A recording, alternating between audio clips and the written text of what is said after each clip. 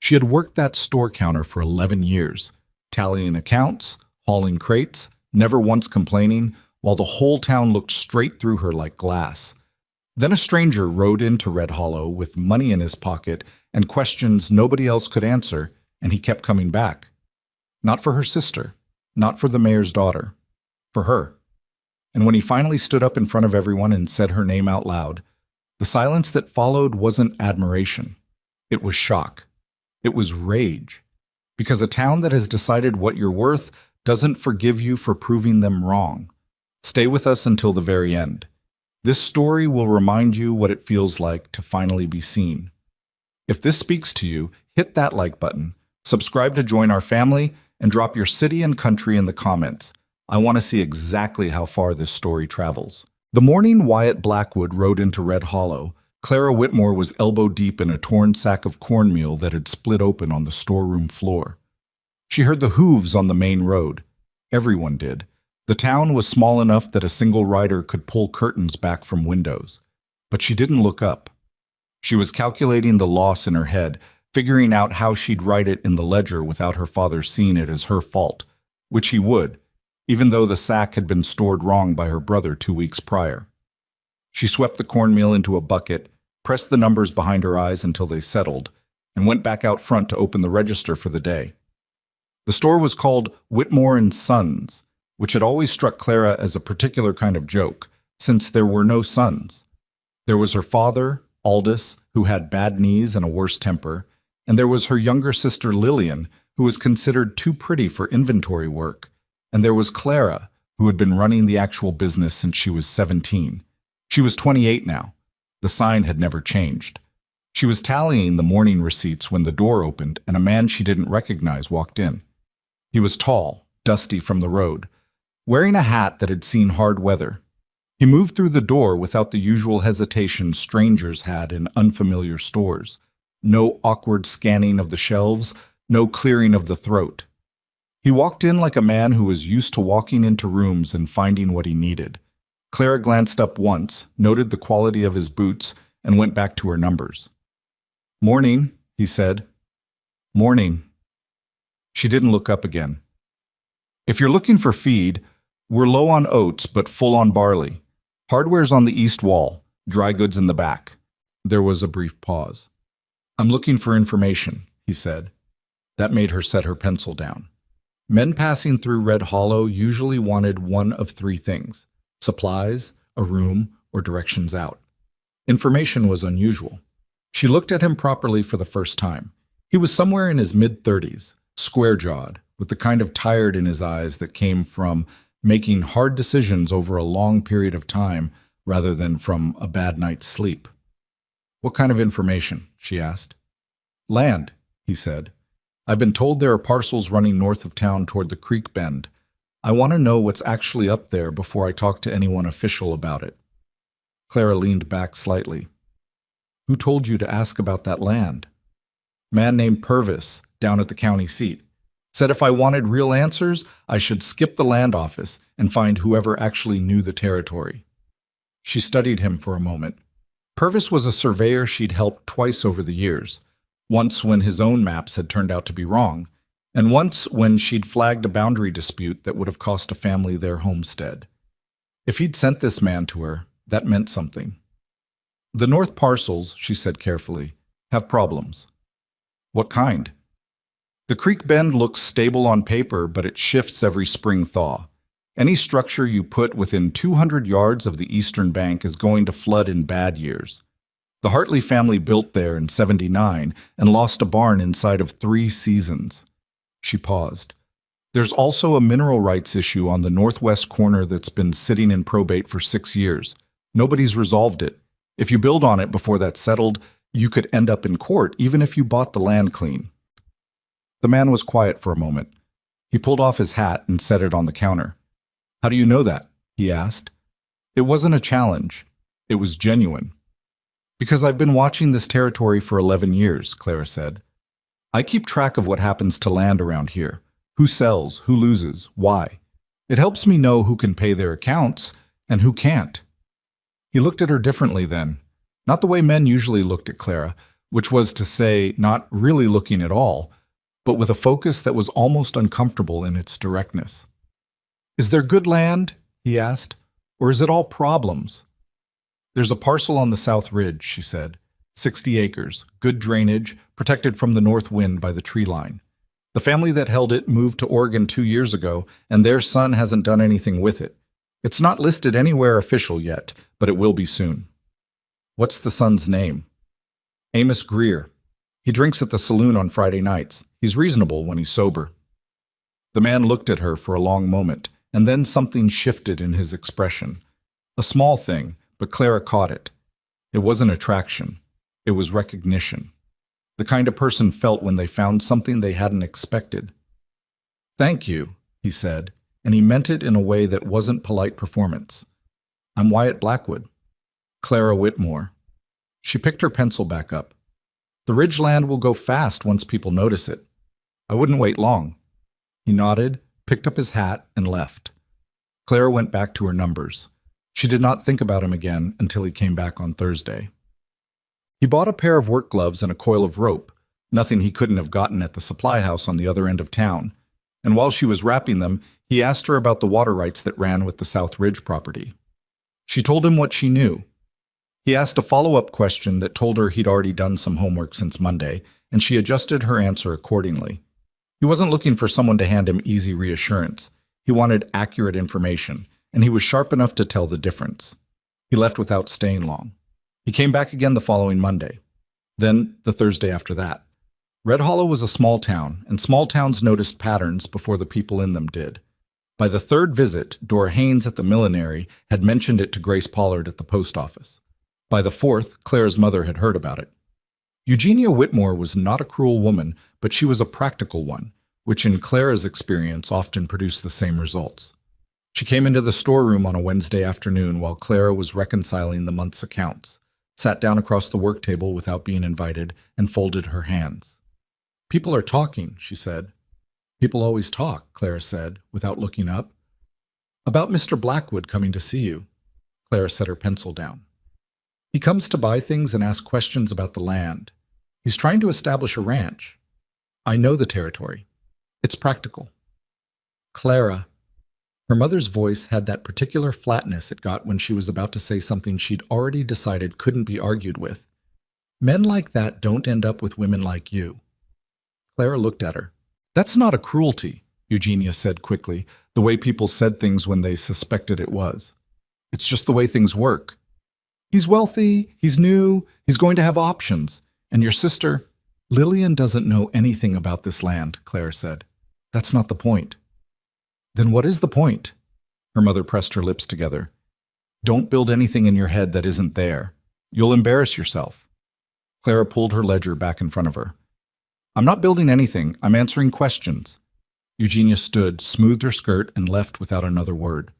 Clara sat very still for a moment after the door closed.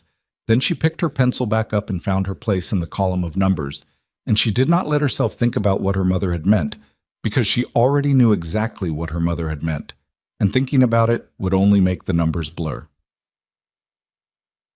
Tulm. The South Ridge deal went through in late September. Amos Greer had been exactly as reasonable as Clara predicted when approached sober on a Tuesday morning, and Wyatt had bought the 60 acres at a fair price without a dispute. He'd also, through some investigation she hadn't directed him toward, resolved the mineral rights question on a different parcel by locating the probate attorney and negotiating a workaround that let him lease the land while the courts finished their work. She knew all this because he told her when he came in the following week with a list of fencing materials and a question about the best local source for seasoned timber. "You found the Miller brothers on your own," she said, looking at the timber note. "I asked around. Most people use the yard on Deacon Street, but their wood is green. The Millers run slower, but you won't have warped fence posts in 2 years." He was leaning on the counter, not in an impatient way, but in the way of a man who was genuinely listening. "You think like an engineer," he said. Clara raised an eyebrow. "I think like someone who's watched a lot of people make expensive mistakes."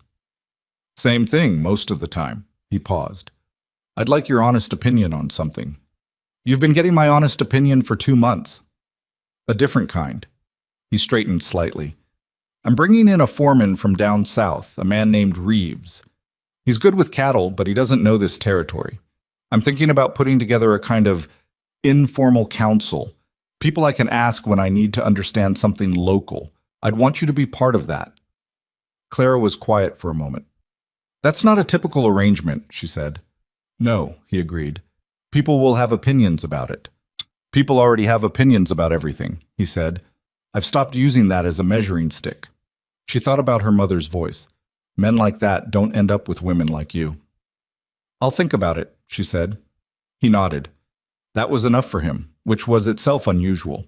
Most men who asked Clara for things waited for her to agree immediately, or pushed when she didn't. He paid for the fencing materials and left. She thought about it for exactly 2 days, and then she told him yes. I'm keen. What followed was not comfortable for anyone in Red Hollow. Wyatt began building in earnest on the South Ridge, clearing, grading, laying foundation for a main house and 2 outbuildings, and Clara began making regular trips out to the property to consult on drainage planning and the placement of the well.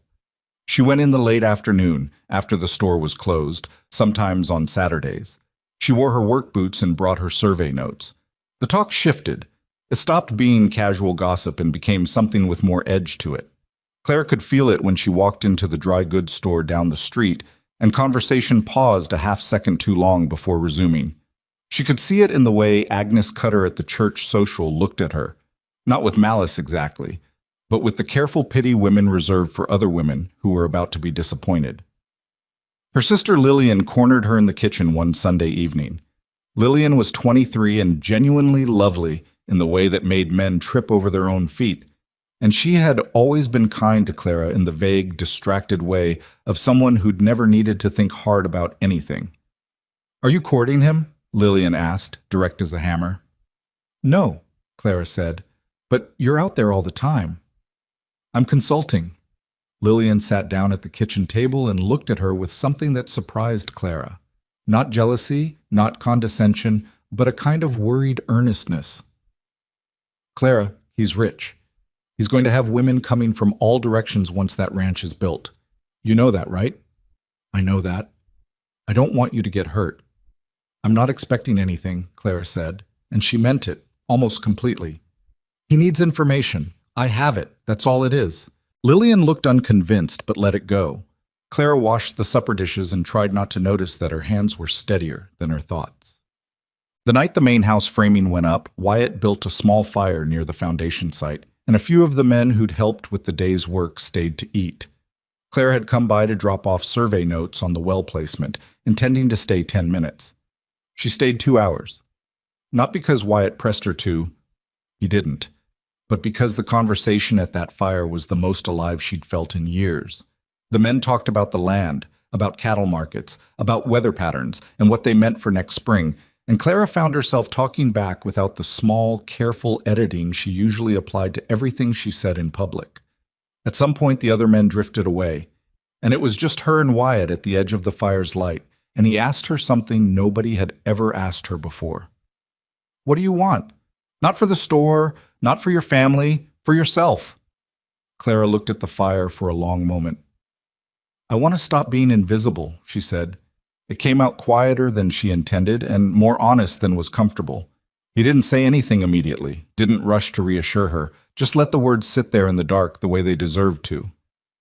You're not invisible, he said finally, not to anyone paying attention.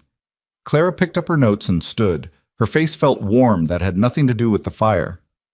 The well should go 12 feet southeast of where you've staked it, she said. The soil composition changes there, and you'll hit water faster. He looked up at her. All right, he said. She walked back to her horse in the dark, and she did not let herself turn around. Behind her, the fire cracked and shifted, throwing light up into the black. The well went in 12 feet southeast of where Wyatt had originally staked it, and they hit water at 19 feet, 4 feet shallower than the best estimate from the man Wyatt had hired to advise on it. The hired man, a weathered surveyor named Cobb, who charged $3 a consultation, had stood at the edge of the new dig with his hat in his hands and said nothing for a long moment. Who told you to move it? He finally asked Reeves, the foreman. Reeves jerked his chin toward the main house, where Clara was inside reviewing the layout Wyatt had drawn for the kitchen and larder. The woman from the store. Cobb had put his hat back on and walked away without another word. Clara didn't hear about that exchange until later, from Reeves himself, who told it in the dry, matter-of-fact way of a man who found it faintly amusing. She filed it away without comment. She'd learned a long time ago that being right didn't earn you much goodwill when the people you were right about had reputations to protect. October settled over Red Hollow with the particular exhaustion of a season that knew it was ending. The cottonwoods along the creek dropped their leaves all at once after the first hard frost, and the road into town turned to mud that sucked at wagon wheels and put everyone in a foul mood for a week. Wyatt's crew pushed through it, working dawn to dusk to get the main house weathered in before the real cold arrived. Clara continued her late afternoon visits when the store permitted it, which was not as often as either of them would have liked, though neither of them said that out loud. What they did instead was talk, and that more than the well placement or the fencing decisions or the timber advice was what Red Hollow couldn't leave alone. It wasn't that anyone could point to a specific impropriety. Clara was never at the ranch without other people present. She never stayed past dark. She carried survey papers and spoke about practical things in plain language, and rode home on the same road she'd always used. But something about the quality of those conversations was visible even from a distance. Something in the way Wyatt turned to face her when she spoke, the way he listened with his whole attention, the way the other men on the site instinctively stepped back and let them talk without interrupting. A town that had spent 11 years watching Clara be overlooked didn't know what to do with the sight of her being heard. May Clifton made the first open remark, at the general store on a Tuesday morning while Clara was helping a customer select boot leather. May was the wife of the town's only lawyer, and she had the gift, or the habit, of saying wounding things in a tone that technically left room for doubt. "I heard Mr. Blackwood's ranch is coming along beautifully," May said to the other woman, with the particular sideways quality of someone speaking to one person while watching another. "He must have excellent guidance from someone who knows the territory." The other woman, whose name was Ruth, made a small, agreeable sound. "Though I suppose," May continued, pulling on one glove finger by finger, "some men value practicality over everything else, especially when they're getting established. Once the ranch is running, well, priorities have a way of shifting." Clara did not look up from the boot leather. "We have a new stock of harness brass if your husband needs it," she said to Ruth. "Just came in Wednesday." Ruth bought the harness brass and left, and May Clifton did too, and Clara went back to the storeroom and stood there for exactly 60 seconds doing nothing, and then she came back out and helped the next customer. She had developed that habit years ago, the 60 seconds of stillness. It was cheaper than crying and more productive than anger. What she hadn't accounted for was Lillian, not Lillian's cruelty, because Lillian wasn't cruel. It was something more complicated than that.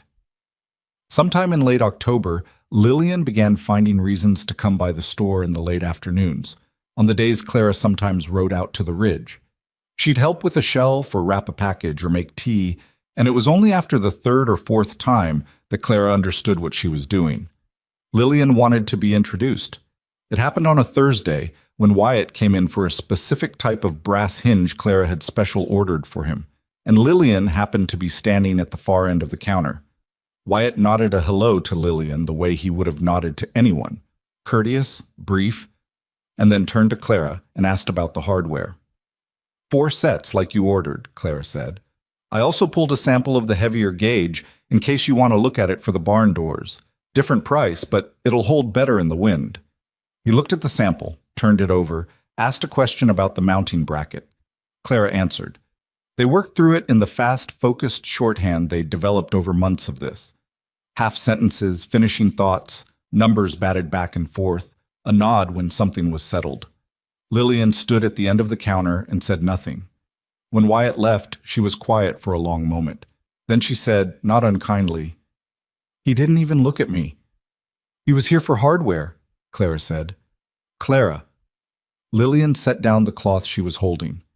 "Every man who walks into this store looks at me. It's not vanity. You know that's just what happens. But he came in, and he walked straight to you, and he forgot I was standing there." Clara counted the remaining hinges and entered the number in the ledger. "What does that mean?" Lillian asked. She sounded genuinely puzzled, not accusatory, which was somehow worse to deal with than anger.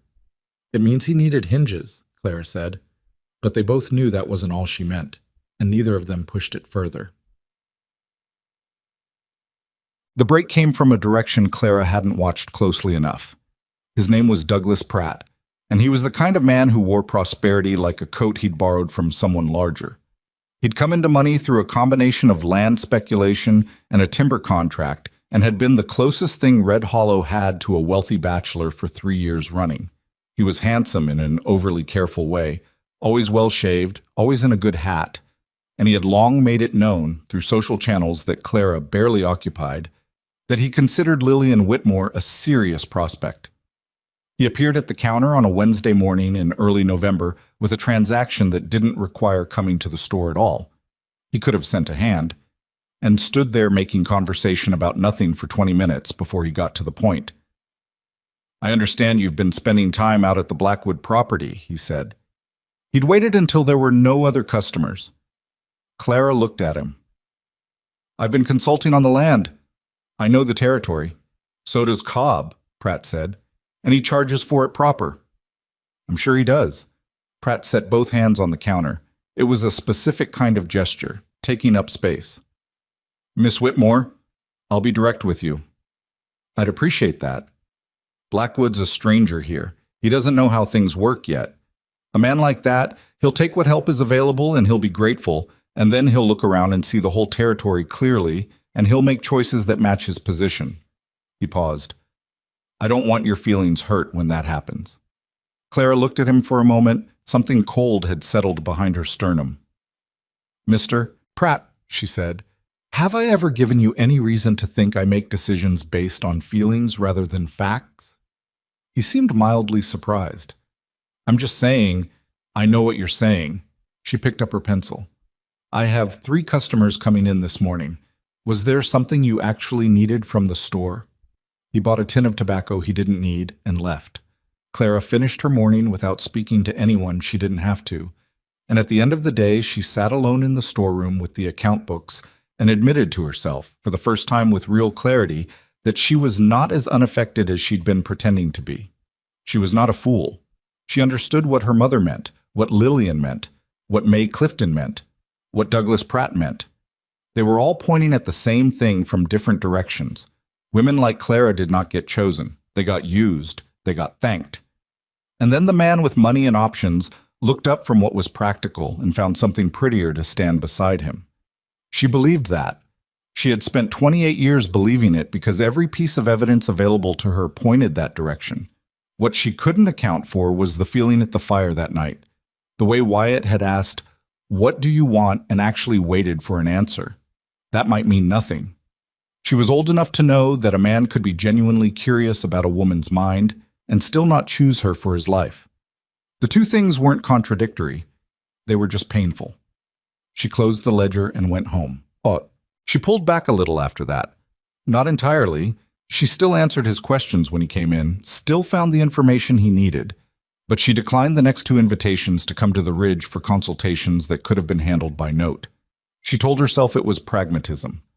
She was protecting herself the way she'd always had to protect herself, with advanced planning and clean edges rather than hope. Wyatt noticed within a week. He came in on a Thursday and bought nothing and asked nothing useful, just stood at the counter with the manner of a man who had come to say something but hadn't worked out the right way to start.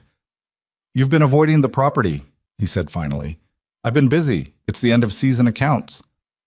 "Clara." He said her name the same way every time. Not soft, not formal, just direct, like it was the only accurate word for the thing he was pointing at. "Did I do something?" She looked at him for a moment. His expression was open in the unsettled way of someone who genuinely didn't know what they'd done wrong, which meant either he was a very good actor or he actually hadn't done anything, and she'd been preemptively protecting herself from a wound that hadn't been swung yet. "No," she said. "You didn't." "Then what is it?" She could have deflected.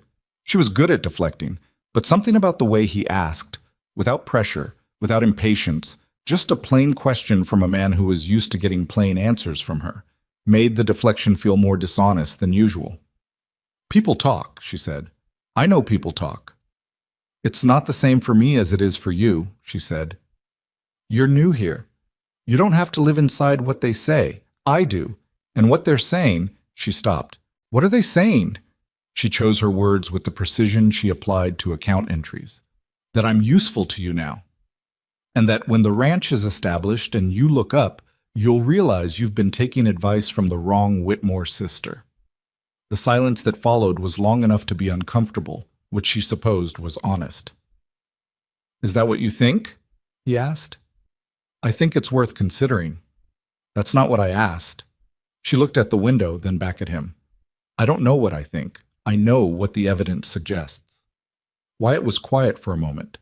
Then he said, The evidence suggests that I've come into this store twice a week for 3 months, and not once in 3 months have you told me something that wasn't accurate. Not once have you wasted my time. Not once have I had to go back and correct something you said. He paused. I've never had that. From anyone. Clara said nothing. I'm not talking about the ranch, he said. I'm talking about the fact that talking to you is the clearest thing in my day.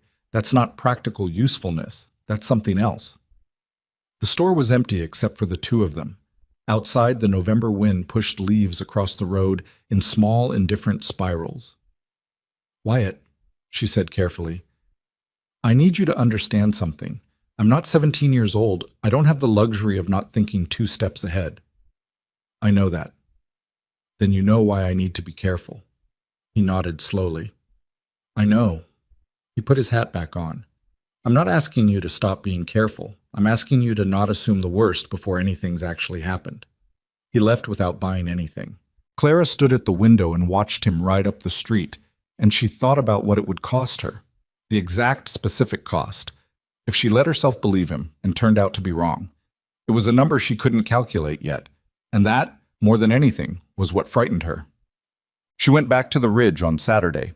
She brought the drainage survey she'd meant to deliver 2 weeks earlier and walked the property line with Reeves while Wyatt was occupied with a timber delivery. And when the walk was done, she sat at the work table in the unfinished kitchen and updated her notes.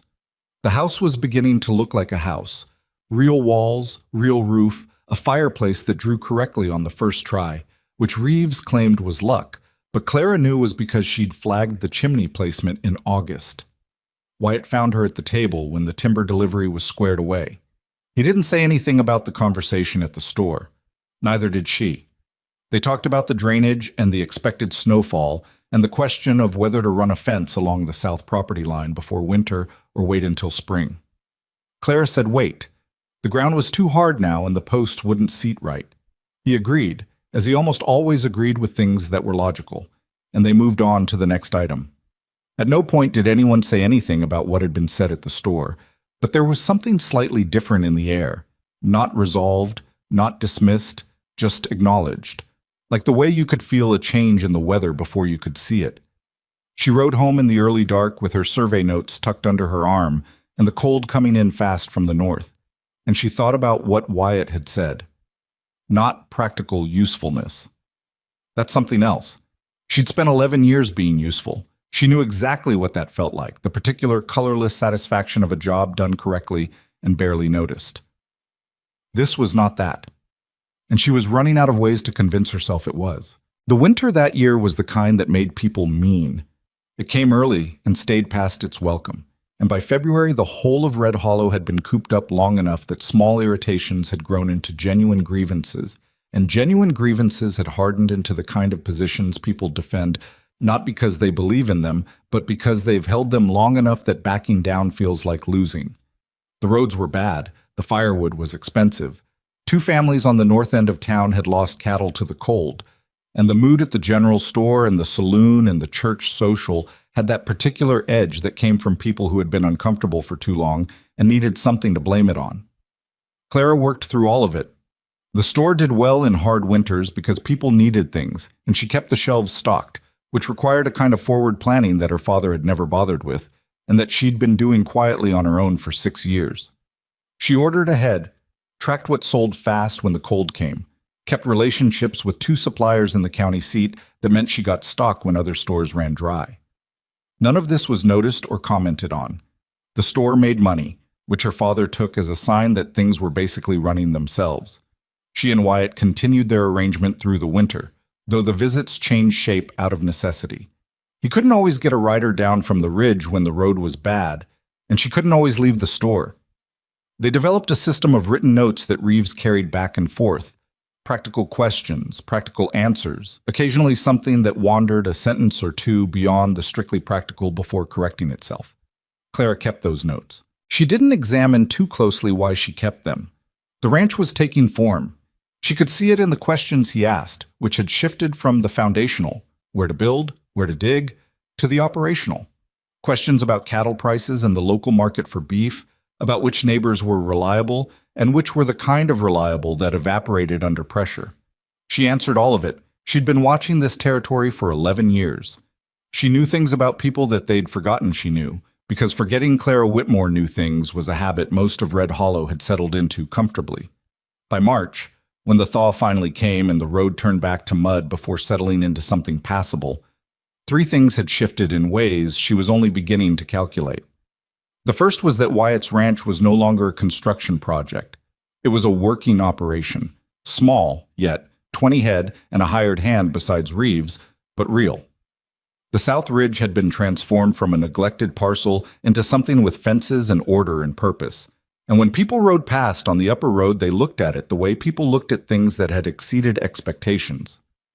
The second was that Douglas Pratt had made his intentions toward Lillian formal, which meant Sunday dinners at the Whitmore house and a particular quality of tension that came from Pratt being in the same room as Clara on a regular basis. He was cordial to her in the way of a man who had decided the most effective strategy was to treat her as though the conversation at the store had never happened. Clara matched his cordiality precisely and said as little as she could manage. The third was that word had come from the Eastern Territories about a group of wealthy ranching families who would be passing through Red Hollow in late April for the spring festival. They were looking at land in the region, and they had daughters, and the fact that Wyatt Blackwood, young, unmarried, and now visibly prosperous, was settled in the area had not escaped the attention of people who tracked such things. Clara heard about this in the usual way she heard about things in Red Hollow, which was through the accumulation of overheard fragments and unsolicited commentary from people who assumed she wasn't really listening. May Clifton mentioned it at the post office. Ruth, somebody mentioned it at the dry goods. Her own mother mentioned it at the supper table with the careful neutrality of someone making a point without technically making a point. She didn't mention it to Wyatt. It wasn't her information to manage. The spring festival had run in Red Hollow for as long as anyone could remember. 3 days in late April, when the mud had dried enough to be bearable and the cold had loosened its grip. There were stalls and competitions and a dance on the second evening, and it was the kind of event that organized itself around the social architecture of the town in ways that made that architecture visible to anyone paying attention. Clara had attended the festival every year of her adult life and had enjoyed it in the same muted way she enjoyed most public events, enough to be present, not enough to forget that certain pleasures were designed for people other than her. The dance was the clearest example.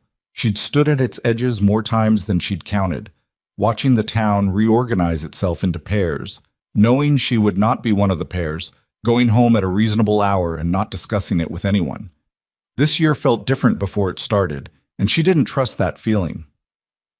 The Eastern families arrived 2 days before the festival, filling the town's 2 boarding houses and bringing with them a quality of prosperity that made Red Hollow straighten up a little, the way places did when money came through.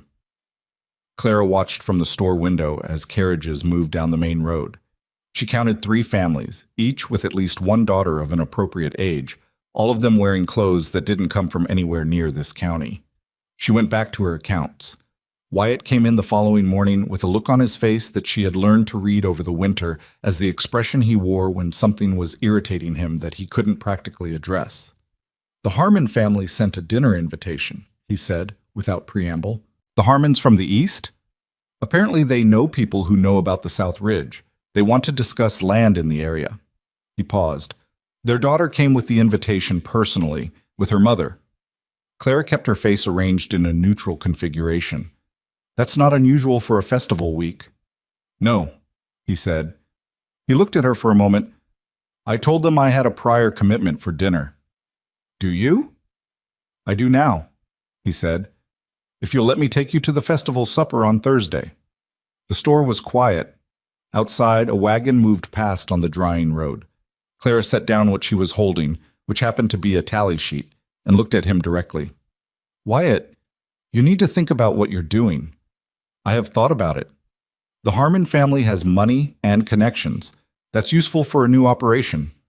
I'm not interested in useful, he said. I have enough useful. I'm asking you to the supper. People will talk. Clara. His voice had that flat, quiet quality it got when he was done with a particular conversation. People are going to talk regardless of what I do. That's not a reason for anything. She wanted to say something sensible and deflecting the way she usually did. What came out instead was, why? He looked at her. Because I'd rather spend an evening with you than with anyone else in this town. And I'm tired of finding indirect ways to say that. The silence stretched between them. Clara had a very specific feeling she recognized from the few times in her life she'd stepped off a high place without looking first. Not falling yet, but committed. Thursday supper, she said. Yes. All right. He nodded, bought the harness oil he'd technically come in for, and left.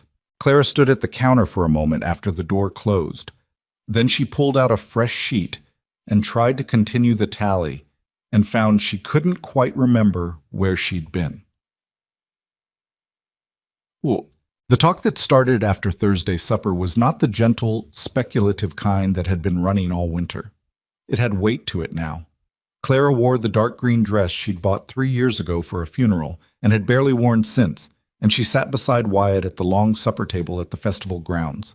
And the fact that she was there, and the Harmon girl, who was named Eleanor, was genuinely lovely, and had the particular gracious poise of someone raised to occupy exactly this kind of room, was seated 2 places away, was not lost on anyone present. The supper was fine. Wyatt was attentive in his contained way. He didn't perform anything, which Clara had come to understand was simply how he was built. He had no social register for pretense, which meant that the attention he paid her was the same attention he paid everything, full and unqualified, and she was aware of every second of it.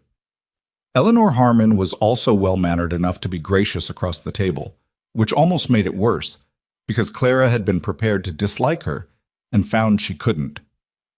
It was afterward that the real difficulty arrived. She and Wyatt were standing near the edge of the lantern light after supper, when Douglas Pratt materialized with the specific timing of someone who had been waiting for an opportunity. He had Lillian on his arm. They'd been walking together all evening, and he brought her over with the air of a man who believed he was doing something helpful. Mr. Blackwood, Pratt said, good to see you out. I hope you've had a chance to speak with the Harmon family. George Harmon has interests in about 4 counties. Could be useful to a new operation. We spoke briefly, Wyatt said. Their daughter Eleanor is quite accomplished, Pratt continued. He didn't look at Clara when he said it. That was the sophisticated version of the insult, doing it in a way that maintained plausible deniability. Educated back east. Very capable young woman. I'm sure she is, Wyatt said. Lillian, to her credit, looked mildly uncomfortable. She caught Clara's eye for a brief moment and looked away. Well, Pratt said, with the satisfaction of someone who believed he'd made his point, I'll let you enjoy the evening. He steered Lillian away with practiced ease, and Clara stood very still in the lantern light and said nothing. He did that on purpose, Wyatt said. Yes. Are you all right? I'm fine. She was mostly. She'd absorbed worse. But there was a specific anger sitting in her chest that she was working to keep in proportion, and the effort of keeping it in proportion was its own kind of exhausting. Clara. I said I'm fine, Wyatt. He was quiet for a moment. Then, you're not fine. You're doing the thing where you hold something still so hard it doesn't move, and you call that fine. She looked at him. I beg your pardon? I've watched you do it all winter, he said. Not unkindly. Someone says something that lands, and you go very still, and then you move on. You're very good at it. She didn't know what to say to that. The accuracy of it was uncomfortable. What he said doesn't change anything, Wyatt said. It doesn't have to change anything for it to be unpleasant. No, he agreed. It doesn't. They stood in something that wasn't quite silence. There was music starting up from the dance area, a fiddle and something rhythmic on a drum. And Clara looked at the lanterns hanging along the fence line and thought about the cost of things. The specific cost of standing in a green dress next to a man the whole town was watching, with a history of invisibility behind her and nothing certain ahead. "Would you like to go in?" he asked, meaning the dance. She almost said no. The no was right there, ready and sensible. "Yes," she said instead. She danced badly, and she knew it. She'd never had occasion to learn properly, and the knowledge showed in the careful way she tracked her feet, aware of the floor in a way confident dancers weren't. Wyatt danced like a man who'd learned at some point and then stopped caring about it, which meant he was functional and unpretentious and willing to adjust for her miscounted steps without making a production of it. They made it through 2 dances before the real trouble started.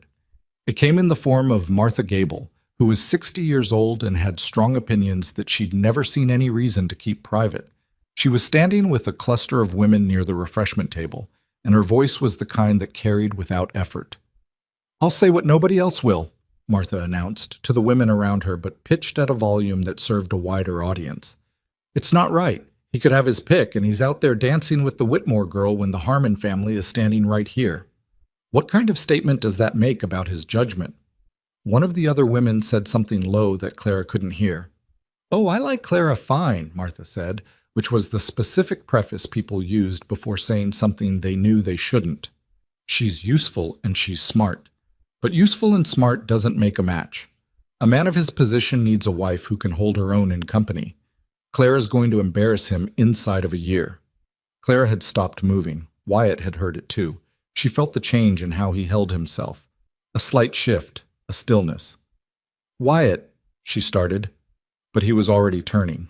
Not toward the dance floor, toward Martha Gable and the cluster of women, and Clara felt her stomach drop because she knew the look on his face, and she also knew this was about to become the kind of moment that Red Hollow would be talking about for the next 10 years. He walked over there with the unhurried deliberateness of a man who had no anxiety about what he was about to do, and the women saw him coming, and the conversation ceased in the particular way of water that has been poured out and can't be unpoured. "Mrs. Gable," he said. His voice was even, which was somehow worse than if it had been angry. "I heard what you said." Martha Gable had the grace to look briefly caught before rallying into the position of someone who believed they'd been speaking plain truth and didn't intend to apologize for it. "Mr. Blackwood, I meant no offense to you personally." "I'm not offended," he said. "I want to be clear about something, though, since it seems to be a question people have."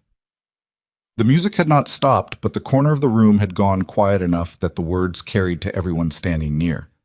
"Clara Whitmore knows more about this land than anyone in this county," he said. "She told me where to find water when a hired surveyor had it wrong. She identified a legal problem that would have cost me the Northwest parcel before I'd put a post in the ground.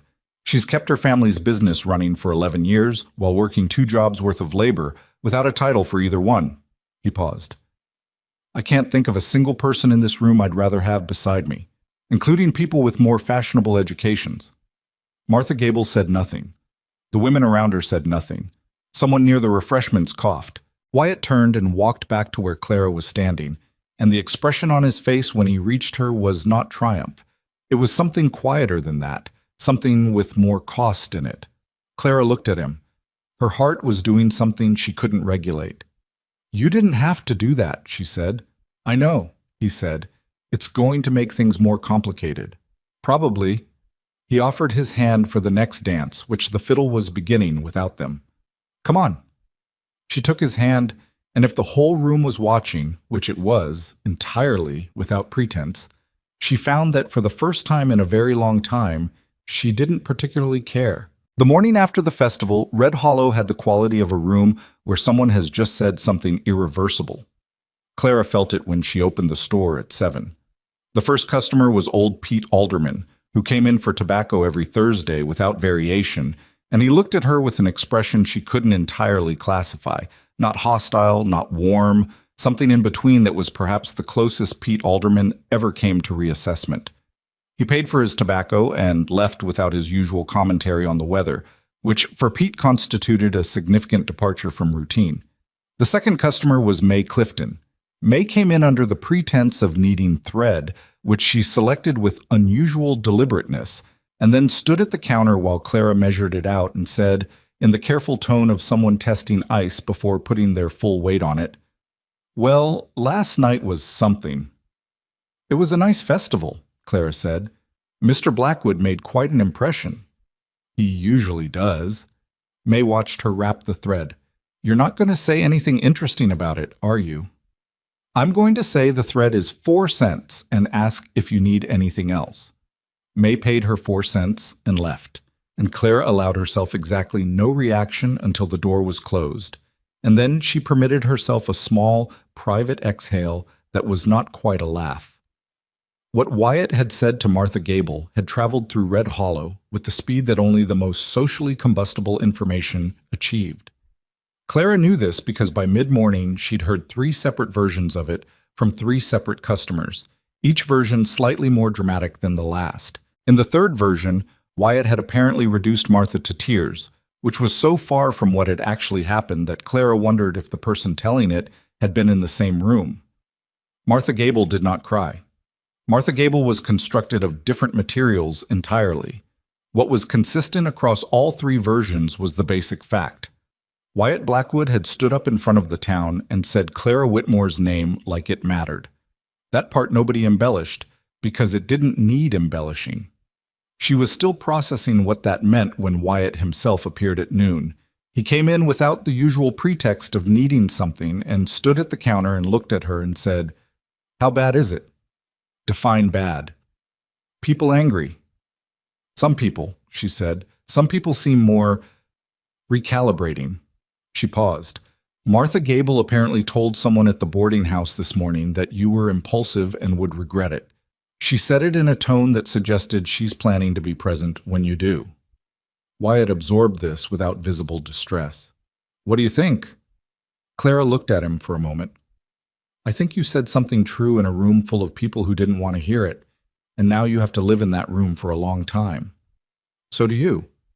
"I've been living in that room for 11 years, she said. "I know the furniture." Something shifted in his expression. A brief thing, almost humor, but heavier than that. "Fair point." He set his hat on the counter. "Clara, I'd like to ask you something, and I'd like you to actually think about it before you give me the practical answer." She straightened slightly. "All right. I want you to come work with me on the ranch. Not as a consultant, not informally. I mean formally, with a real arrangement and real terms. Reeves is good with cattle, but he can't manage accounts or supplier relationships, and I need someone who can. I'm offering wages and a formal role." He paused. "And I'm also asking if you'll consider something more than that. Eventually. When you're ready." The store was quiet. The thread May Clifton had bought was still sitting at the edge of the counter where Clara had set it. She had rehearsed, in the back of her mind, various versions of this conversation. The way people rehearse things they tell themselves won't happen, just in case. None of the rehearsed versions had included the word eventually, and the word landed with more weight than she'd expected. "You're asking 2 separate things," she said. "I am." "The work arrangement. That I can answer now." "What's the answer?" She looked at him. "Yes, but I need to find someone for the store first. My father can't manage it alone, and Lillian won't." Wyatt nodded. He had the patience, she'd noticed, of a man who'd spent years working with animals and land, both of which operated on their own timelines regardless of human preference. "And the other thing?" "The other thing," she said, "I need more time with." "All right." "You're not going to push." "No." She studied him. "Most men push." "I've noticed that doesn't work on you." She almost smiled. "It doesn't work on anyone worth keeping." She picked up the thread May had left and put it in the correct drawer. "Come back Thursday. I'll have a number for the wages." He came back Thursday. The number she gave him was fair. She'd researched comparable arrangements in 2 neighboring counties, and he agreed to it without negotiation, which meant either she'd pitched it accurately or he'd already decided to pay whatever she said, and she suspected it was both. Her father's response to the announcement that she was taking a formal position at the Blackwood Ranch was a long silence followed by, "Who's going to do the accounts?" Not a question, a problem statement. "I'll train someone," Clara said. "Give me a month." Aldous Whitmore rubbed his bad knee and looked at the middle distance. He was not an intentionally unkind man. He was simply a man who had needed Clara to be available and had therefore never examined too carefully what that cost her. The look on his face now was the look of someone doing that examination for the first time and finding it uncomfortable. "You've been running this place," he said finally. "Yes." "Since your mother got sick? Since—" "Yes." He cleared his throat. "I knew that. I know you did." He didn't apologize. She hadn't expected him to, but something in the way he said "I knew" that had the quality of an admission that was as close as Aldous Whitmore was capable of getting. "Find someone good," he said. "Don't just hand it to whoever's available." "I won't."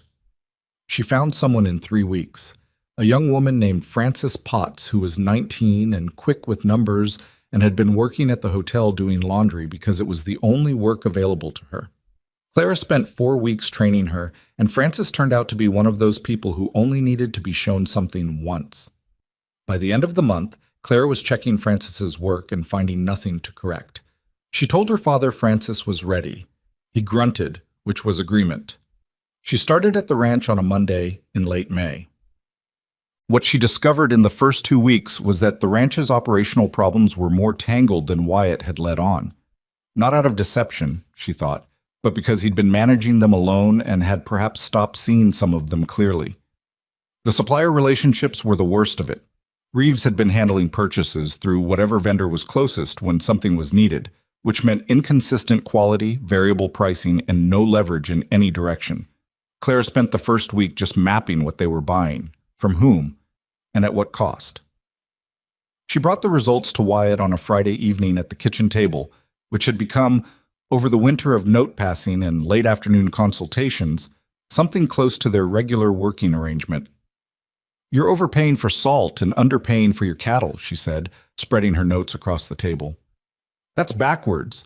The salt supplier knows he has you because you're a long way from the next option. The cattle price is low because Reeves is selling at the weekly market instead of holding for the monthly consolidated sale. The difference per head is about 11 cents. Wyatt looked at the numbers. "Over 20 head, that's... Over a year at the rate you're planning to expand, it's significant." She tapped the salt line. "This one I can fix with a conversation. There's a supplier in the county seat I already have a relationship with. He'll match the price, and his quality is better." "And the cattle?" "I need to look at the sales schedules, but I think we shift to the monthly sale starting in July." Wyatt was quiet for a moment, looking at the notes rather than her. Then, "You did all this in a week. It's what you hired me for." "Clara," he looked up, "I want to say something that isn't about business." She felt the shift in the air the way you felt weather coming. Not dread exactly, but a heightening of attention. "I've been patient," he said. "I intend to keep being patient, but I want you to know I haven't changed my mind about anything I said at the festival, or before it." She folded her hands on top of her notes. "I know that." "You don't seem sure." "I'm sure of you," she said carefully. "I'm less sure of myself." He frowned slightly. "What does that mean?" It was the most honest thing she'd said in months, and she had to think about how to say the rest of it accurately. "It means I've spent a long time believing a specific story about what I'm worth. And even when someone contradicts that story directly," she paused, "the old version doesn't just stop. It argues back." Wyatt was quiet for a moment. "What does it argue?" "That this is temporary. That you'll see what everyone else sees eventually. That I'm useful right now and that'll change." She said it flatly, the way she'd say a number. Not dramatized, just accurate. He didn't rush to contradict her. She'd noticed he almost never did that. Rushed to reassure, offered comfort before he'd thought it through. He sat with what she said for a moment, and then he said, "That story, the one in your head, how long has it been there? Long enough that I don't remember before it? Did you put it there?" She thought about that. about her mother's practical voice, May Clifton's sideways comments, the sign that read Whitmore and Sons, the festival dances she'd watched from the edges. "No," she said. "I don't think I did." "Then maybe it doesn't belong to you," he said. It was not a revolutionary observation. She'd have said something similar herself if someone else had described the situation. But there was a difference between knowing something and hearing it said plainly by a person who had no investment in flattering you. She didn't answer right away. She looked at the notes on the table, her own handwriting, 11 years of watching and tracking and knowing, organized into columns that were already improving his operation. And she thought about what it meant that she'd done all of this for years without anyone calling it what it was. "Give me a little more time," she said. "I've got time," he said. June was the hardest month, not because of anything between her and Wyatt, that held steady, a line drawn taut without snapping, but because the world around them had opinions and wasn't finished sharing them. Douglas Pratt had formally proposed to Lillian in May, and the engagement had the effect of redirecting some of the town's attention, but not all of it. Pratt himself remained a specific and consistent irritant. He appeared at the ranch once in mid-June under the pretense of discussing a fence line that abutted a property he was considering.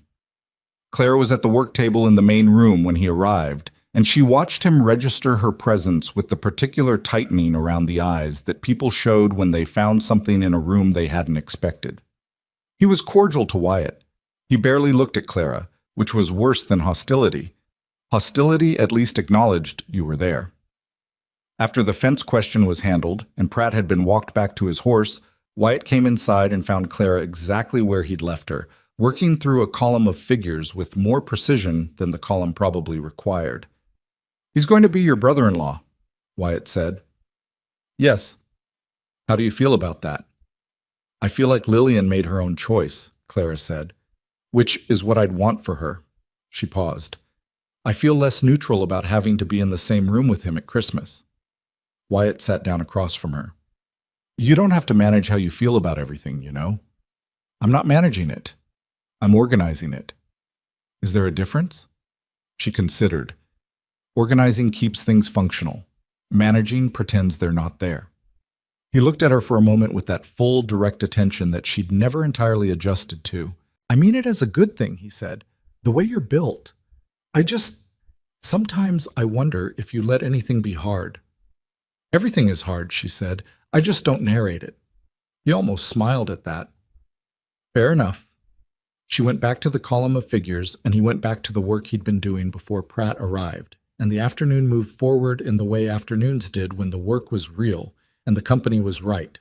Not easily, exactly, but steadily, which was better. The question she'd asked for time on resolved itself in early July, not with a dramatic moment, but with something much quieter. She was checking the cattle count in the south field at dusk, walking the fence line the way she did once a week to make sure the posts were holding, and Wyatt fell into step beside her without announcement. They walked for a while without talking, which was something they'd gotten comfortable with over the months. The ability to share space without filling it.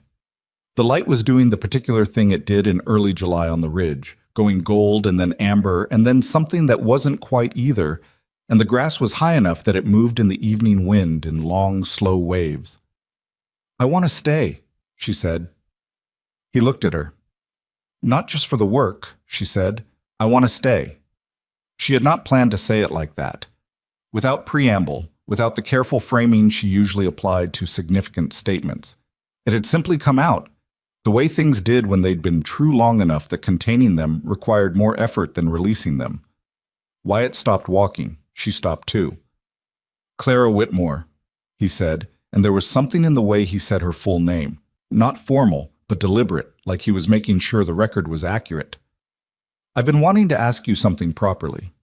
She looked at him. The light was almost gone now, just the last of it on the grass. "Will you marry me?" he said, not with particular flourish, just the question, straight as everything else he said. She thought about the store counter and the storeroom where she'd taken 60-second breaks from things she wasn't supposed to feel. She thought about her mother's voice and May Clifton's careful damage, and Martha Gable's loud predictions, and Douglas Pratt's deliberate not looking. She thought about the fire that first night on the ridge, and the notes passed back and forth all winter, and the moment he'd turned toward Martha Gable with that quiet, purposeful expression. "Yes," she said. He reached over and took her hand, and they stood there in the field in the last of the July light, not saying anything else, because nothing else was needed. The cattle moved in the south corner of the field, slow and indifferent to human arrangements. The wind came across the ridge and moved the grass and kept moving. It was not a perfect moment. Her boots had mud on them from the fence line, and somewhere behind them one of the posts she'd checked was going to need resetting before the month was out, and she had 3 accounts to reconcile in the morning and a supplier to call. But Wyatt's hand was solid and warm, and the land stretched out around them in every direction. And for the first time in 28 years, Clara Whitmore did not feel like a woman waiting to be seen. She felt like a woman who had arrived somewhere she'd been heading toward for a long time without knowing the address. They were married in September, 10 days before the first frost. It was not a large wedding. Clara had not wanted large. She'd seen enough large weddings in Red Hollow to know they were primarily performances for the town rather than the people getting married, and she had spent enough of her life performing for the town's benefit without getting anything back from it.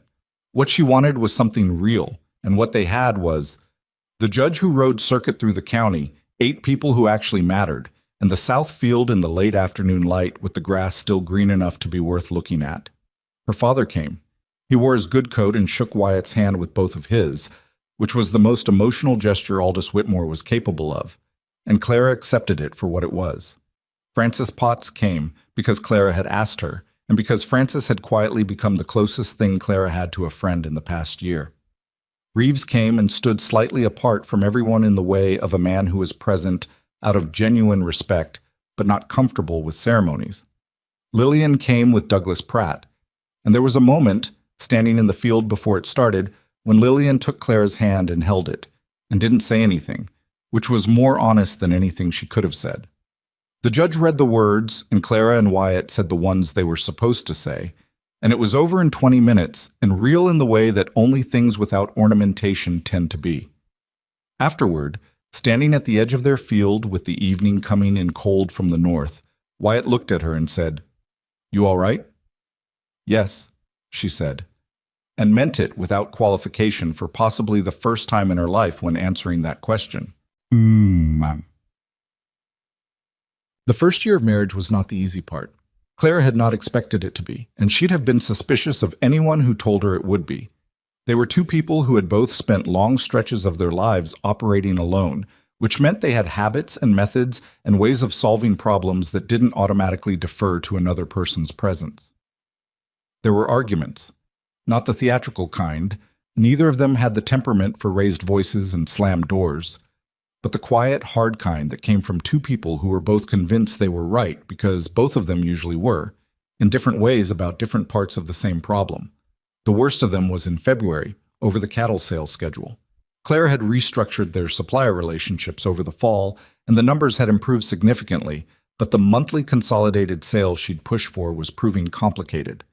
There was a rancher named Hollis who ran the consolidated sale, and Hollis had developed a habit of adjusting the sale conditions in ways that consistently favored the larger operations. Clara had flagged this twice. Wyatt had said both times that they were too new to make an issue of it, that they needed to establish themselves before pushing back on anyone with Hollis's reach. Clara disagreed. She brought it to the kitchen table on a Wednesday night with 3 months of numbers and said plainly, "He's skimming, not from us specifically, from all the smaller operations. The adjustment he made in December cost us $14. It cost the Riley brothers $22. It's not accidental." Wyatt looked at the numbers. He did not dispute them. "I know," he said. "Then why are we accepting it?" "Because Hollis has relationships with 4 of the buyers we need," he said. "If we make an enemy of him now, we lose access to those buyers for at least 2 years. We can absorb $14. We can't absorb losing that market." "And the Riley brothers? Can they absorb 22? Wyatt was quiet. "He does this because the small operations don't have the standing to fight back," Clara said. "But we have better standing than most. If we document it and bring it to 2 or 3 of the other affected ranchers, collectively we have enough weight to push back without any single operation taking the full risk." He looked at her. That's a political move. Yes, it could go wrong. It could, she agreed. Or it could fix a problem that's going to cost us and everyone else indefinitely. He sat with it for a long moment. Clara let him sit with it because she'd learned over the months that Wyatt's silences were working silences. He wasn't stalling, he was actually thinking, and she'd stopped trying to fill them. Give me the names of who you think would join, he said finally. She slid a second sheet across the table. She'd already written them down. He looked at her with an expression she'd seen before, that particular look of someone encountering a thing they hadn't expected. You prepared for me to say yes. I prepared for both, she said. The list on the right is for if you said no. He looked at the other column, which was a documentation plan for building a case over the following 6 months before making any move. He almost smiled. Of course you did. They approached the Riley brothers the following week and 2 other small operations by the end of the month. So, by April, they had a collective account of Hollis's adjustments spanning 18 months, presented to the county's livestock board by 5 ranchers speaking in a unified, documented voice rather than one complaining alone. Hollis denied everything initially. The denial lasted about 4 days against the paperwork Clara had assembled. The board ruled against him. The consolidated sale restructured its adjustment process. Hollis was unpleasant about it for the remainder of the year and eventually directed his displeasure toward people with less documentation than the Blackwood Ranch, which solved the problem in the most durable way possible. What Clara remembered from that period was not the victory. Victories were just solved problems, and solved problems led immediately to the next unsolved ones. What she remembered was sitting at the kitchen table the night after the board ruling, with Wyatt across from her eating cold beans because neither of them had managed to cook a proper supper in the chaos of the week, and him saying, "You were right." "We were right," she said. "You're the one who knew Hollis's network well enough to know which buyers to keep and which ones we could afford to lose." "We were right," he agreed. It was such a small thing to say, but she'd spent 11 years in a world where being right meant nothing unless a man confirmed it, and here was a man who confirmed it the way he did everything, plainly, without making a production of it, as a simple statement of fact. She ate her cold beans and didn't say what she was thinking, but she thought it. Red Hollow's adjustment to the existence of Clara Blackwood, she had taken his name without ambivalence, which had surprised her a little, was not a clean arc. It was not the story where the town sees the error of its ways and collectively comes around. People were more complicated than that, and towns were just people in aggregate. What happened was more uneven. Some people shifted early. Cobb, the surveyor who'd been embarrassed by the well, came to Clara in the spring of their second year with a genuine question about drainage on a property he was assessing, and she answered it without ceremony, and he left saying thank you in a way that cost him something. That was a shift. Pete Alderman started talking again when he came in for tobacco, the weather, the ranch, ordinary things, as though the period of careful assessment had concluded and she'd passed whatever evaluation he'd been running. Martha Gable never shifted. She remained consistent in her position, which Claire had come to find almost restful in its predictability. There was something clarifying about a person who simply maintained their view without pretending otherwise. She and Martha were never friendly, but they were honest with each other in the particular way of 2 people who know exactly where they stand, which was more than Claire could say for people who smiled at her and meant something else. May Clifton was somewhere in the middle. She stopped making the sideways comments, which was progress, but she also never quite looked at Clara the way she looked at women she'd always considered her equals. Clara decided she could live with that. You didn't need everyone to see you clearly. You needed enough. The person who surprised her most was Douglas Pratt. It happened 2 years into the marriage, at a dinner at Lillian's house. The first dinner Clara had agreed to attend there, which she'd managed to avoid for over a year without making it a formal declaration of avoidance. Lillian had asked her directly, and Clara had said yes because Lillian deserved a yes, and because she was tired of organizing her life around Douglas Pratt's bad behavior. He was different at dinner than she'd expected. Not transformed, she didn't believe in transformations, but quieter. He asked Wyatt about the cattle operation with genuine interest rather than the probing competitive interest he'd shown before. He spoke to Clara twice directly, about things that had nothing to do with the store or her family or her social position. Once about the livestock board ruling, which he'd followed, and once about whether she thought the East Road would be passable by spring, given the damage from the February thaw. She answered both questions as she answered any question, straight, without hedging. Walking home that night, she said to Wyatt, "He's different." "Lillian's good for him," Wyatt said. "Or he figured something out, hard to know which." "Maybe both." "Maybe." He paused. "Does it matter?" She thought about it. "Not to me directly, but I'm glad Lillian's not unhappy." She hadn't expected to be glad about anything involving Douglas Pratt. The capacity to be surprised by someone's improvement was, she thought, one of the better surprises life occasionally offered. The drought came in their third year.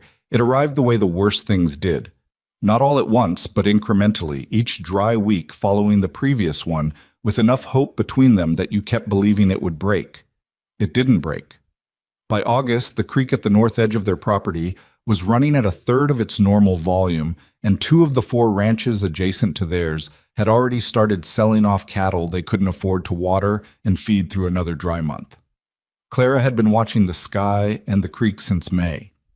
She'd started quietly adjusting in June, shifting their water usage, cutting the herd size by 4 head at prices that still made sense before everyone else was forced to sell, renegotiating their feed contract for a smaller volume at a locked price.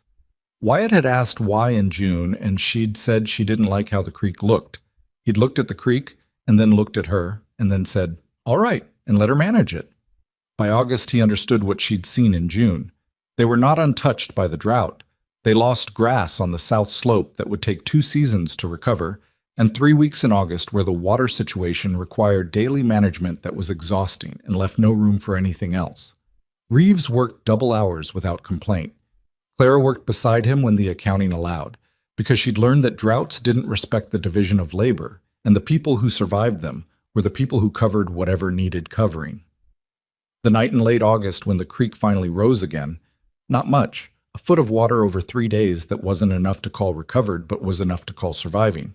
Wyatt found her at the fence line in the dark, checking the water trough. "It's up," he said. "I know. I checked the upstream flow this morning." She turned from the trough. "We'll need to watch the north section. The ground's been so dry for so long that when the real rain comes, it'll run off instead of soaking in. We could get flooding even out of a normal rainfall." He looked at her for a long moment. The dark was thick around them, and the stars were very bright the way they got in dry weather. "We made it," he said. "Barely." "Barely still counts." She let out a breath. She was tired in the specific bone-deep way of someone who'd been holding something up for months and hadn't let themselves feel the weight of it until the immediate danger had passed. "The Riley brothers lost 8 head," she said. "The Garner place is in trouble. I want to see if we can put something together. A collective water agreement for next year, shared resource planning between the neighboring operations. So this doesn't hit the small places as hard next time." Wyatt was quiet for a moment, then, "You've been thinking about next time since when?" "Since June," she said. He made a sound that was not quite a laugh, something rougher, more genuine than a laugh. "Of course you have. Someone has to." He put his arm around her shoulders, which he did sometimes when he didn't have words for the thing he was trying to say and didn't feel like finding them. She leaned into it because she'd stopped pretending that self-sufficiency meant not needing contact. Those were different things, and it had taken her longer than she'd have liked to understand the difference. They stood at the fence in the dark for a while. The cattle moved somewhere to the south, invisible but audible. The creek ran quietly, a sound that had been missing for weeks and now felt like something given back. The collective water agreement took 6 months to negotiate. Clara drafted the terms. Wyatt worked the relationships with the neighboring ranches, and they presented it to the county board in the spring as a formal proposal. It passed, with modifications. The Riley brothers signed. The Garner operation, which had survived the drought with help from a loan Clara had helped them structure through the county bank, signed as well. It was not a perfect agreement. No agreement was. There were sections she'd wanted stronger, a provision about shared infrastructure costs that got watered down in negotiations to something that would probably require revisiting in 3 years. But it existed, which was better than nothing existing. The county agriculture reporter wrote a short piece about it in the spring paper. He quoted Wyatt, who gave Clara full credit and said so in the newspaper in black ink for the entire county to read. She read it twice at the breakfast table and then set it down and drank her coffee and didn't say anything about it because she was working on not needing to say anything about things that were simply true. Wyatt watched her read it. "Well?" he said. "The reporter misspelled Riley," she said. He shook his head slowly, but he was smiling. The thing about being seen, Clara had come to understand, was that it didn't happen all at once. It wasn't a single moment at a festival dance or a proposal in a field or a name in a newspaper. Those things mattered. She wasn't going to pretend they didn't. But they were points in a longer process, not the process itself. What actually happened was slower and less dramatic and more durable. It was Frances Potts, who had built the store into something her father barely recognized, and who came to Clara twice a year with questions, not out of deference, but because she'd identified someone who knew useful things. It was Reeves, who had spent the first 6 months at the ranch giving Clara the polite, careful attention of a man who wasn't sure yet, and who now argued with her directly and without decoration when he disagreed and was right about half the time and wrong about half the time, and took both with the same equanimity. It was the neighboring ranchers who showed up at their kitchen table for the water agreement meetings with documents of their own, because somewhere along the way, Clara Blackwood had become someone you brought your documents to. It was Lillian, on an October afternoon 3 years into the marriage, sitting at Clara's kitchen table while the children, Lillian's two, and the baby Clara was carrying, who would arrive in December, were in various stages of small chaos in the other room. Lillian had put down her tea and said, without the usual circling she did around things that were hard, "I spent a long time thinking you were unlucky, because of how things looked for you. I want you to know I understand now that I had it backwards." Clara looked at her sister. Lillian was 30 now, still lovely in the same way, but with something added to it. The slightly worn quality of a person who'd done real work and real living and couldn't pretend otherwise. It suited her better than the untouched version had. "You weren't wrong that it was hard," Clara said. "I know, but you know what I mean." She did know. "It's all right," she said. "I'm not asking for absolution," Lillian said with unexpected sharpness. "I'm trying to tell you something true." Clara looked at her for a moment. "Then thank you," she said. "I hear it." Lillian picked up her tea. From the other room, something fell over and a child laughed. Normal life, going on in the next room, as it did. December brought Snow and the baby, in that order.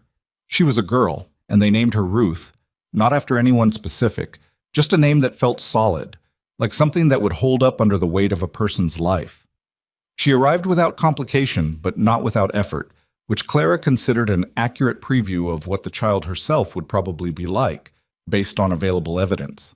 Wyatt sat beside her afterward in the quiet of the room, with the snow coming down outside and the baby asleep in the crook of Clara's arm, and he looked at the two of them with an expression that she'd never seen on his face before. She couldn't name it exactly. It was past happiness, quieter than happiness, more interior. "You did that," he said, meaning the baby. Meaning probably more than the baby. "We did that," she said.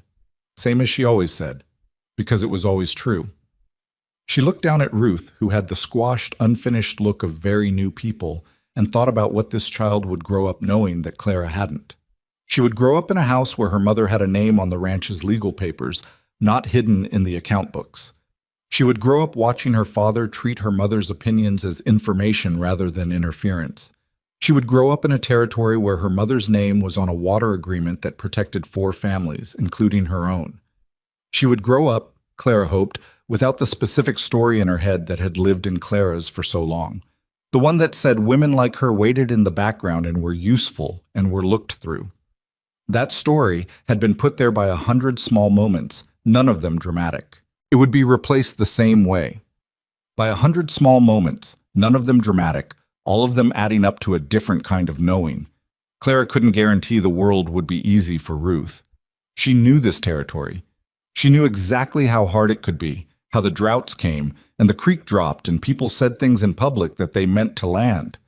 Ruth would encounter all of it. Clara had no illusions about that. But Ruth would also know, from the very beginning, what it looked like to stand in your own field and be taken seriously. She would know it the way she knew anything you grew up with. Not as an achievement, not as something fought for and won, but as a baseline, as the ordinary furniture of a life. That seemed like enough. More than enough. It seemed like the thing worth building toward, which Clara had been doing before she knew that's what she was doing. The fence post on the south line that she'd noted needed resetting on the night Wyatt proposed finally got reset in the spring of their 4th year, when Reeves found it leaning and fixed it without being asked. It was a small thing, but Clara had remembered it all that time. The mud on her boots, the accounts waiting in the morning, the imperfect, ordinary reality of a moment people might have expected to be more elevated. She'd come to think that was actually the point. Not that the important moments weren't important. They were. But they existed inside a life, not apart from it, and the life was made of fence posts and account books and cold beans at a kitchen table and a baby who cried at 2 a.m. and droughts and difficult negotiations and the slow, steady work of building something that lasted. Red Hollow didn't transform. It remained what it was, a small frontier town with opinions and long memories and the usual assortment of people, some of whom grew and some of whom didn't. Claire had stopped waiting for it to become something else. She'd stopped needing it to. What she had was the ridge in every season, the cattle operation that had grown from 20 head to over 60, documented in ledgers she kept herself. Frances Potts, who had expanded the store beyond what Aldous had ever managed and was training her own apprentice now. The neighboring ranches that showed up at her table when they had problems, because she'd established, through years of being right about useful things, that coming to her was worth the trip. What she had was Wyatt, who argued with her when he thought she was wrong, and was right often enough to make the arguments worth having, and who had never once in 4 years of marriage looked at her as though she was a resource he was grateful for, rather than a person he'd chosen. There was a difference, and she knew the difference in her bones, because she'd spent long enough without it to be able to feel its presence accurately. What she had was Ruth, who was 8 months old now, and had recently developed the habit of watching people with a focused, assessing gaze that her father said was entirely Clara's fault. It probably was. One evening in late spring, Clara stood at the upper fence line after the accounts were done, and the baby was asleep and the light was doing its amber thing across the south field. The creek was high and healthy after a wet winter.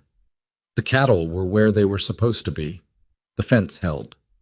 She thought about the woman she'd been at 28, standing behind the store counter with numbers in her head, and the careful, practiced habit of not wanting things she couldn't have. She didn't feel sorry for that woman exactly. That woman had been doing what she needed to do with what she had. She'd been surviving, which was not a small thing, but surviving and building were different. She understood that now in a way she hadn't then. The frontier was still hard. It would stay hard. That was its nature, and she'd stopped expecting otherwise. There would be more droughts, more difficult winters, more people with loud opinions about what she was worth. There would be more fence posts that needed resetting, more accounts that didn't balance the first time, more negotiations that required patience she'd have to manufacture out of nothing. She would do all of it. She'd been doing it her whole life. The difference now was that she was doing it in her own name, on her own land, beside a man who understood the difference between useful and chosen. The light held for another few minutes and then let go, the way light does, moving on to wherever light went next. Clara turned and walked back toward the house, where the lamp in the kitchen window made a yellow square in the dark, and inside that square were the outlines of the people and the life she'd built, imperfect and durable and entirely hers. She went in. December brought snow and the baby, in that order. She was a girl, and they named her Ruth, not after anyone specific, just a name that felt solid, like something that would hold up under the weight of a person's life.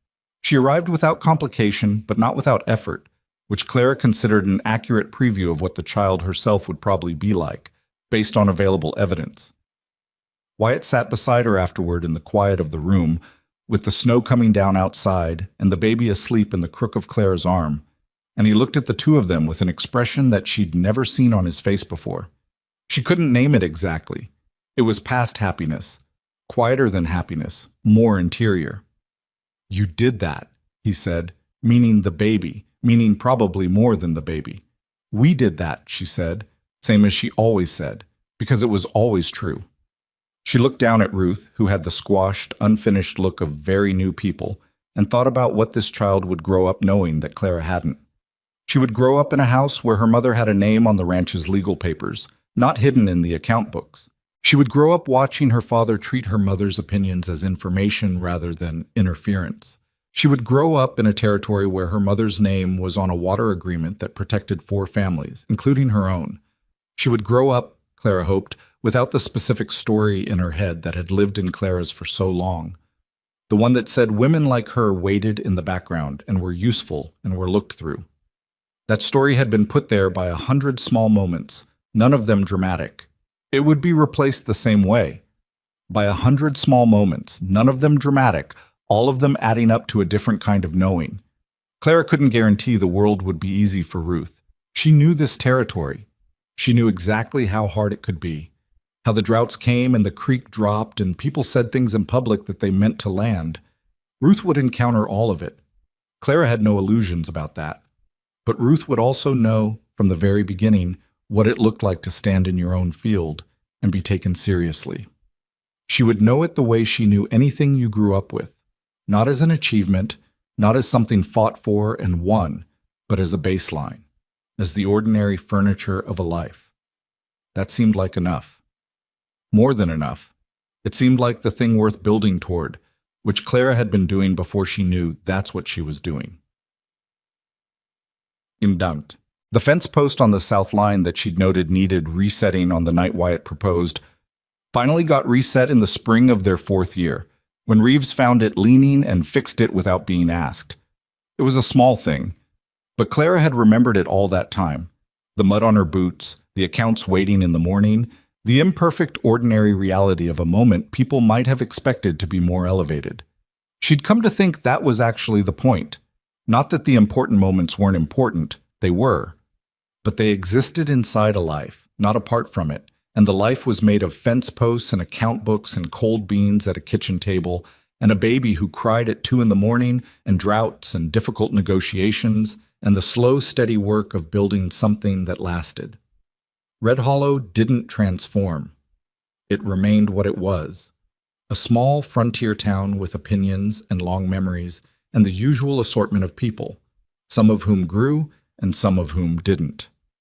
Clara had stopped waiting for it to become something else. She'd stopped needing it to.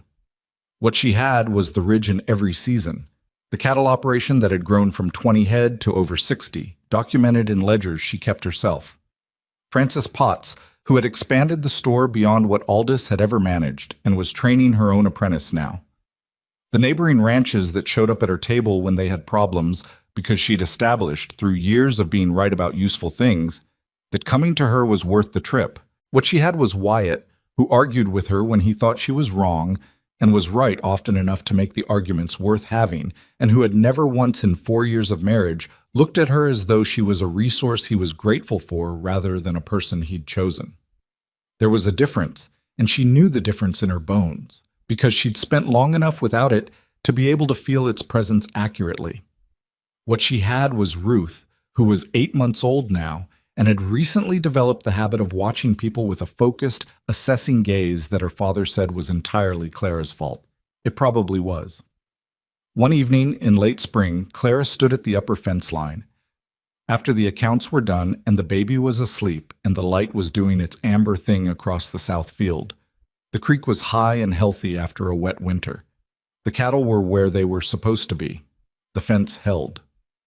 She thought about the woman she'd been at 28, standing behind the store counter with numbers in her head, and the careful, practiced habit of not wanting things she couldn't have. She didn't feel sorry for that woman exactly.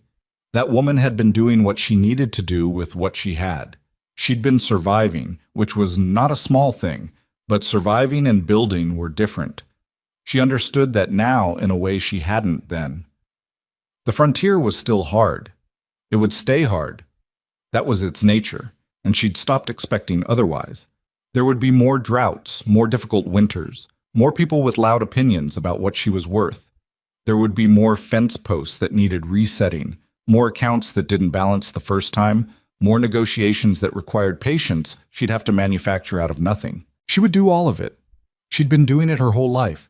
The difference now was that she was doing it in her own name, on her own land, beside a man who understood the difference between useful and chosen. The light held for another few minutes and then let go, the way light does, moving on to wherever light went next. Clara turned and walked back toward the house, where the lamp in the kitchen window made a yellow square in the dark, and inside that square were the outlines of the people and the life she'd built, imperfect and durable and entirely hers. She went in.